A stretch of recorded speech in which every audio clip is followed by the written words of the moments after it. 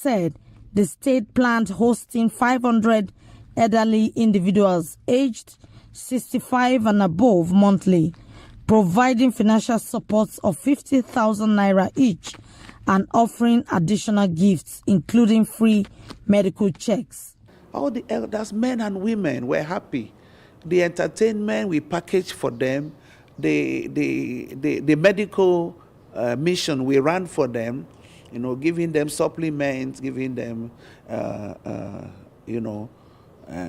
routine drugs and all that. And then the 100,000 naira check from Her Excellency, the wife of our president, Senator Oluremi Tinubu, because we announced to them that this was from her. And they all prayed for her. They were happy. They danced, they sang, they did all sorts. We even did dancing competition for the elders. They danced, they won prizes, they did fashion parade. Come and see the oldies moving, in the old swaying way. What they won prizes. So the impact was awesome. Chairman of the Independent National Electoral Commission, Professor Mahmood Yakubu, has called on the Interagency Consultative Committee on Election Security to address potential disruptions by candidates and supporters ahead of the forthcoming by-elections and rerun elections scheduled to hold on February 3rd, 2024. The INEC chairman, Professor Mahmood Yakubu, stated this on Tuesday at the first quarterly meeting with the ICCES held at the INEC headquarters in Abuja. While emphasizing the multi-stakeholders' responsibility, the INEC boss challenged the security agencies to create a conducive election environment despite prevailing insecurity concerns, highlighting the vulnerability of isolated elections to thuggery and its potential impact on the 2023 elections. The INEC chairman further clarified that these elections resulted from legislative members' death or resignation, affecting 39 constituencies. Professor Yakubu also announced governorship primary dates for Edo and Ondo State to be 1st to 24th February and 27th September, respectively. I warmly welcome you all. Being our first meeting of the year, it is appropriate to wish you a happy new year as we prepare for elections holding next weekend. You may recall that exactly 3 months ago, on 23rd October 2023, we had a similar meeting hosted by the National Security Advisor on the eve of the last 3 off-cycle governorship elections in Bayelsa, Imo, and Kogi states, held on the 11th of November 2023. Today, we shall focus our attention on yet another round of elections holding, as I said earlier, next weekend. That is on Saturday, 3rd February 2024. There are 2 categories of elections. First are the by-elections arising from the death or resignation of members of the National and State Houses of Assembly, affecting 2 senatorial districts, 4 federal constituencies, and 3 state constituencies. The second category is the rerun elections by order of the Election Petition Appeal Tribunals. In my remarks at the Commission's extraordinary meeting with leaders of political parties last month, I reported that the elections affect 35 national and state constituencies. Since then, 4 additional orders of the Court of Appeal have been served on the Commission in respect of the Yabo Shagari Federal Constituency of Sokoto State, the Madara Chinede State Constituency in Bauchi State, as well as Kudang and Kauruchawa State constituencies in Kaduna State.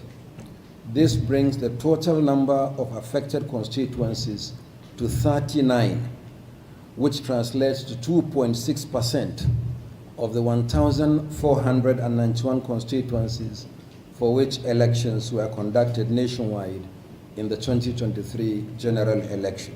The Inspector General of Police, Kayode Egbetokun, however, assured proactive measures for peaceful elections, ensuring sufficient personnel deployment for materials and voter safety.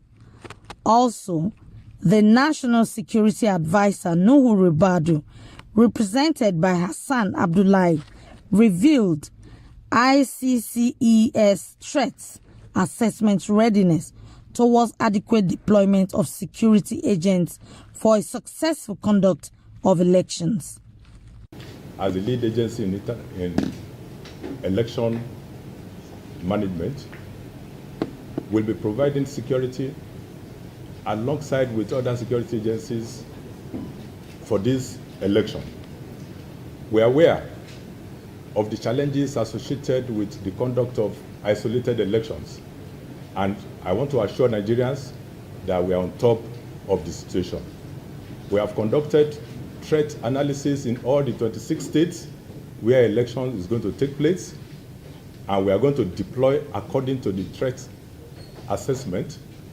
We are also going to deploy adequately and massively for this election, just like we did in the last off-season election in the 3 states. The Supreme Court has upheld the 5-year sentence of former House of Representatives member Farouk Lawan for accepting a 500,000 bribe from businessman Femi Otedola.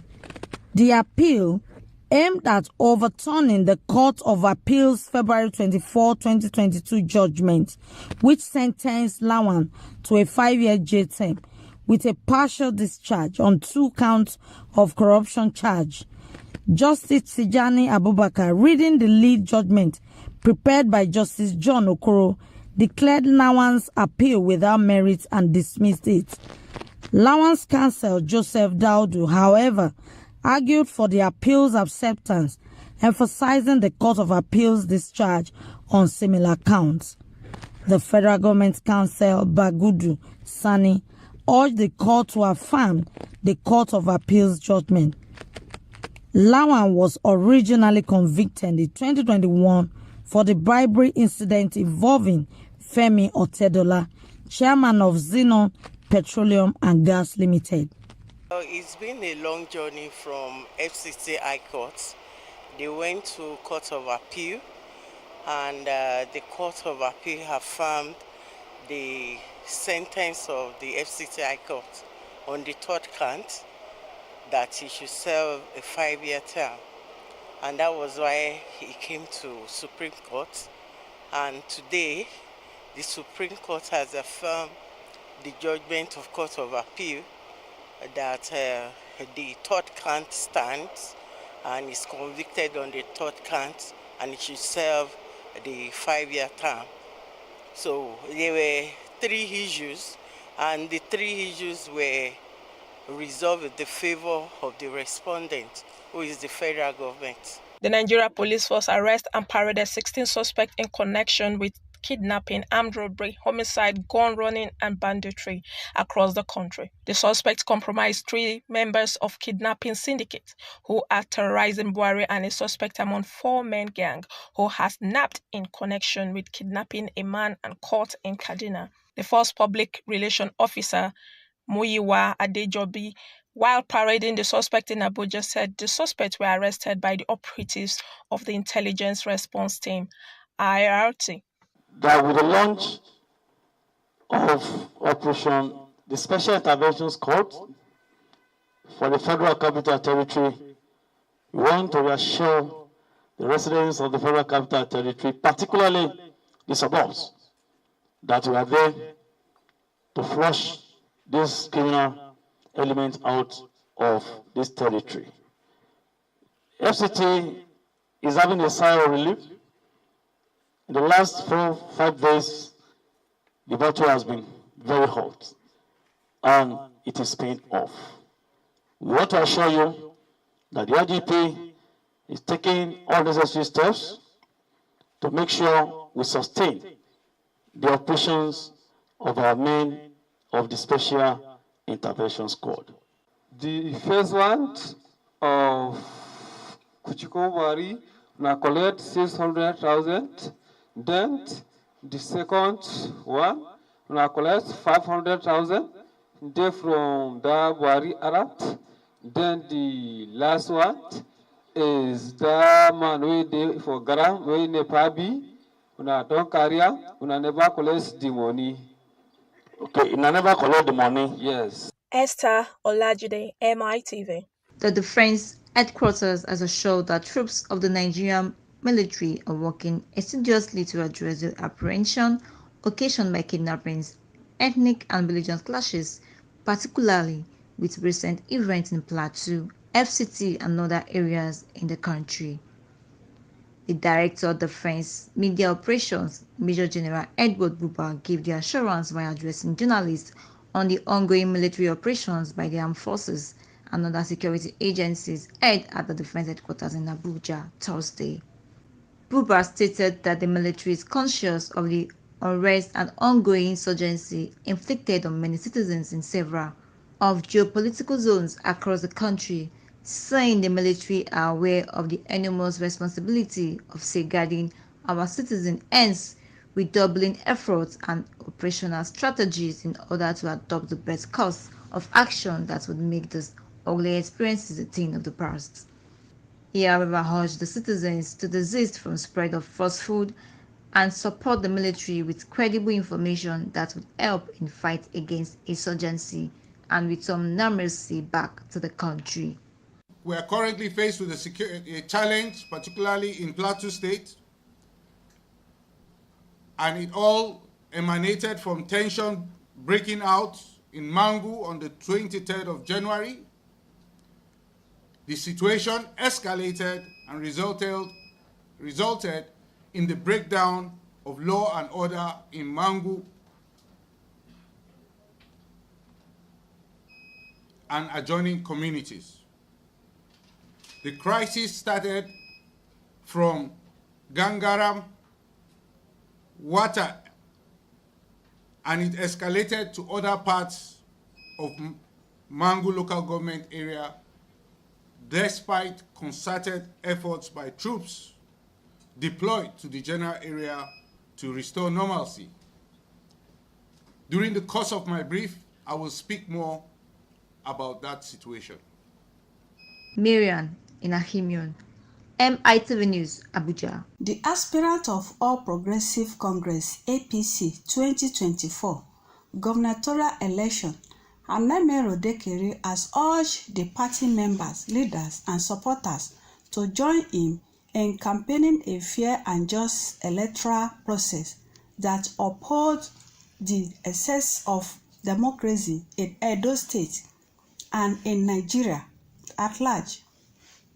While addressing journalists in Abuja on Monday, Anemero disclosed that the committee formed was an internal arrangement by the state leaders of the party to help the party and the aspirant to prosecute proper primary election. He noted that the report presented by the committee totally betrayed the true performance of the aspirant. He applauded the teaming supporter and the party for their unwavering support for his aspiration as the leading aspirant.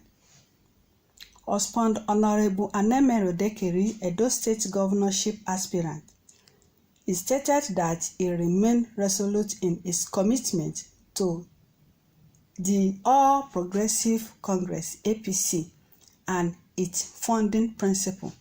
I wish to use this opportunity to thank my teaming supporters, our party faithful, for their unwavering support for my aspiration as the leading aspirant in expressing my dissent.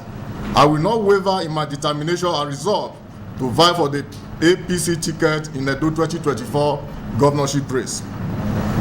I firmly believe that the goodwill from my beloved Edo people, my experience, with the downtrodden and the ordinary Edo person, my dedication, competencies, and track record make me the candidate to beat and the best option for the APC to secure victory in the upcoming election. The race for the APC ticket in Edo State should be a vigorous competition of ideas, values, and leadership quality. I am of the view that the party's strength lies in the diversity and the ability to harness the collective wisdom of its members. By embracing inclusivity, the APC can present to the people of Edo State a candidate who truly represents the desires and aspirations of the populace. In conclusion, I, Honorable Anamero Dekeri, remain resolute in my commitment to the APC and its founding principles. I urge party members, leaders, and supporters to join me in championing a fair and just electoral process that opposes the essence of democracy and give every qualified aspirant an opportunity. Caroline Okuno, MITV. That's the end of our package for this week. Thank you for watching. Join us for another interesting edition next week. Same time, same station. I remain your host, Folashade Abdusalami, MITV, Abuja. Hello viewers, I welcome you to this edition of our program, Abuja Weekly File. I'm Folashade Abdusalami. The legislative agenda of the 10th House is the barometer to monitor and evaluate. By raising our IGR from Parkinson overall. Where we at the National Office will focus on going to Congress. And as a child of God, as one who fears God, the driver of our project. We also like to know what the scheme is doing. Independence Day is a very historic event in the. It's a testimonial you need to acknowledge. I want to know if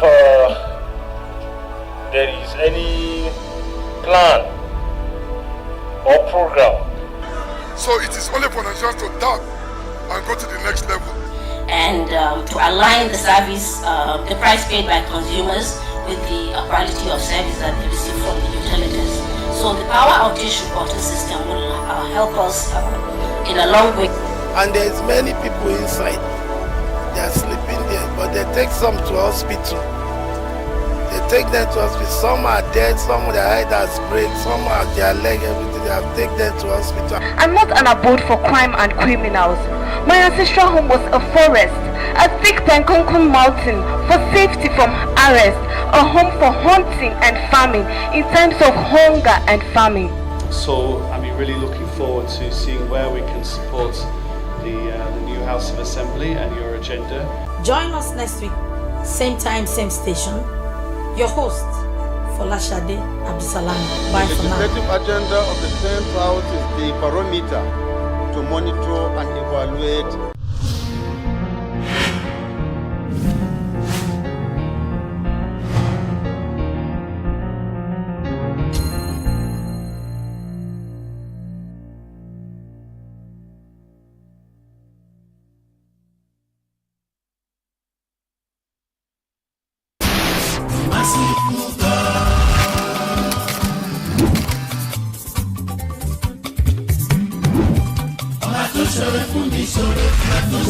People and Places is back.